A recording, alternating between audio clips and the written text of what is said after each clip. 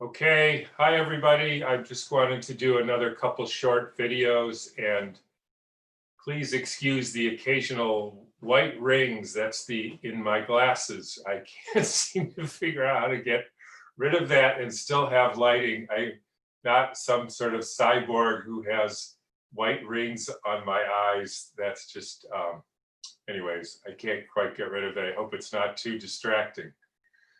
What I wanted to talk about today pretty briefly was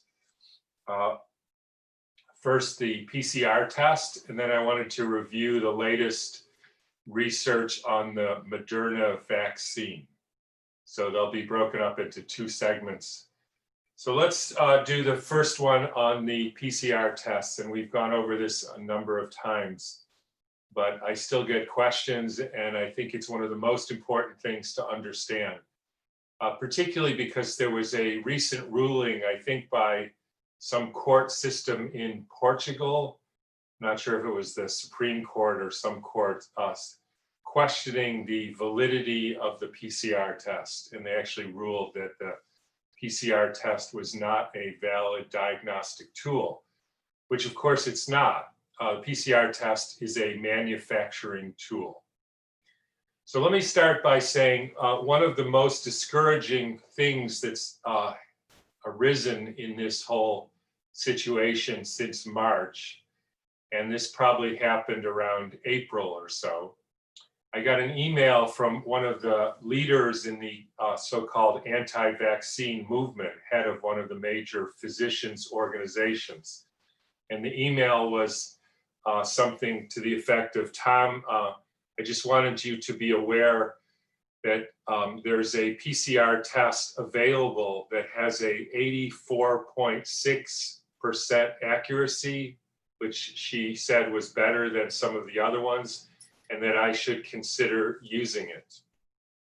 So, of course, I wrote back and said, thank you very much for the information, but I would never use a test that has anything less than an 84.7% accuracy. And of course, I was kidding to make a point. But the interesting question is, how did she think these people came up with a number 84.6? Although I must admit, it could have been 86.4 because I don't remember, but it's one of those two.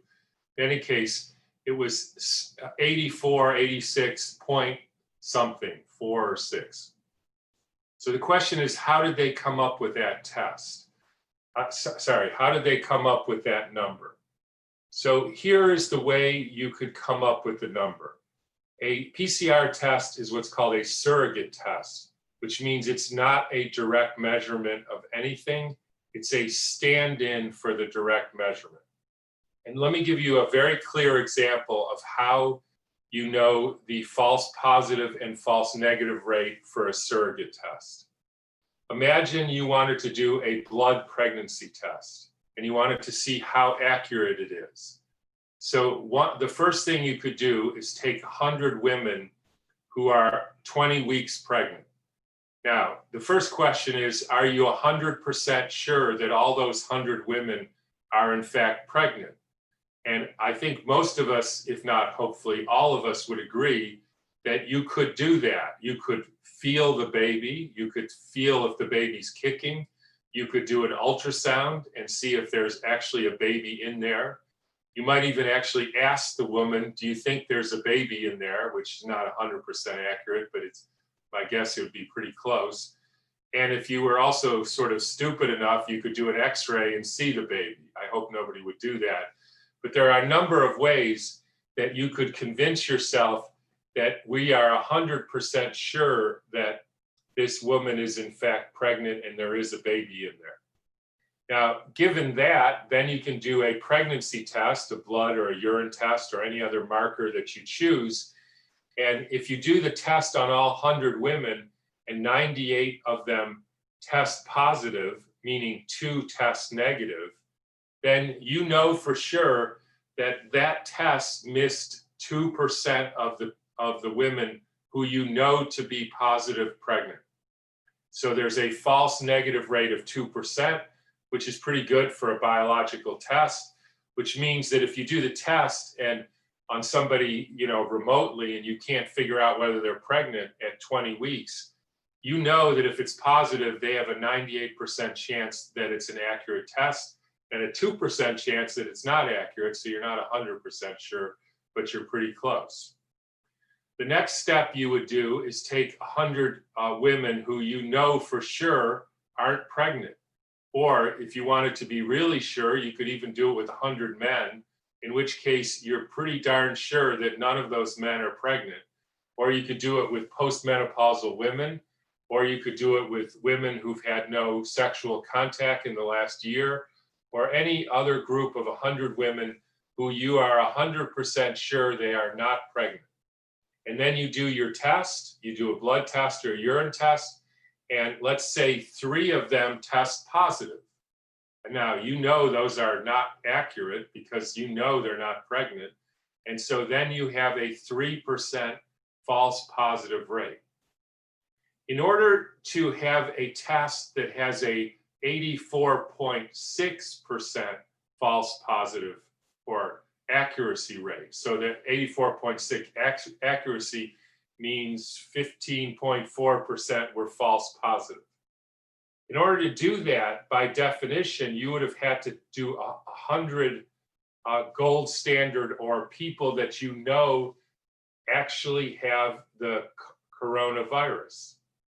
So the gold standard for a PCR test is you take 1,000 people in this example, because if you only took 100, you could only say 84% accurate. If you only did 10 people, you would only be able to say 10% accurate or 20%. So in order to say 84.6, you would have had to start with 1,000 people, and then you would have had to examine all 1,000 of them who have the same disease, right? So they have the same set of symptoms. This has clearly been defined as COVID-19, sort of like chickenpox. Everybody has the same symptoms, and you could say clearly this is the disease called chickenpox. Or you have a blood clot in your lungs. You can see that with an X-ray test. You can see the clot. So you know that all 1,000 of these people have COVID-19. Then you do, as I've described, isolation, purification, characterization, and you find the coronavirus in each of those 1,000. Now you know they have the same disease, they have the same virus. Then you can pull out the genetic material from that virus that you've now isolated. You can find a unique piece of that coronavirus. You can make a marker or a segment, a primer that attaches to that unique piece. And then you would do that on 1,000 people who don't have it, and that would tell you the false positive rate. And that would be how you would come up with that number 84.6. Now, if I was speaking to a live audience, I would say to the audience, anybody take a guess as to how many people right now in the medical literature have been positively identified with COVID-19, having the exact same set of symptoms, or at least very similar, who've had the virus isolated, purified, characterized, found a unique segment so that we actually have a gold standard. And I think everybody by now knows, I know the exact answer to that question. I know the exact number, it's 0. Therefore, because there is nothing to compare this PCR test to, not even one person, you can't say that it's 10%, 14%, or 84.6, or any percent. In other words, and if there's anything I want everybody to take away from this short video, there is no such thing as a false positive PCR test for coronavirus, nor is there a such thing as a false negative test for coronavirus with a PCR test.